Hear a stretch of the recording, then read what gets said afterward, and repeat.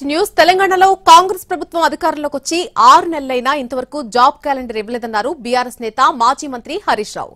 ఈ 6 నెలల్లో ఒక్క నోటిఫికేషన్ అయినా ఇచ్చారా అంటూ ప్రశ్నించారు. పత్రికల్లో ఫుల్ పేజ్ యాడ్లు ఇచ్చారు. ఒక సంవత్సరంలో 2 లక్షల ఉద్యోగాలు నింపుతామని, ఏడాదిలోగా 2 లక్షల ఉద్యోగాలు నింపే బాధ్యత మాదని, 6 గ్యారంటీల్లో భాగమని ప్రమాణాలు చేశారు. ఇద్దరు సంతకం పెట్టారు. ఆనాటి పిసిసి అధ్యక్షుడు, అదేవిధంగా ఆనాటి శాసనసభాపక్ష నాయకుడు ఇద్దరు సంతకాలు పెట్టి ప్రజల్ని నమ్మించారు. బాండ్ పేపర్లు రాసిచ్చారు. అన్ని పత్రికల్లో ఫుల్ పేజ్ యాడ్లు ఇచ్చారు. ఇది చూడండి అడ్వర్టైజ్మెంట్లు.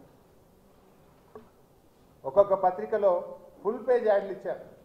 మేము 6 గ్యారంటీలు అమలు చేస్తాం, ఏడాదిలోగా 2 లక్షల ఉద్యోగాలు ఇస్తాం, ఇది మా జాబ్ క్యాలెండర్ ఇచ్చారు.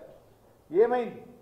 ఎన్నికల ముందు జాబ్ క్యాలెండర్ ఇచ్చిన మీరు ఇవాళ అధికారంలోకి వచ్చిన తర్వాత 6 నెలలైనా జాబ్ క్యాలెండర్ ఎందుకు విడుదల చేయలేదు అని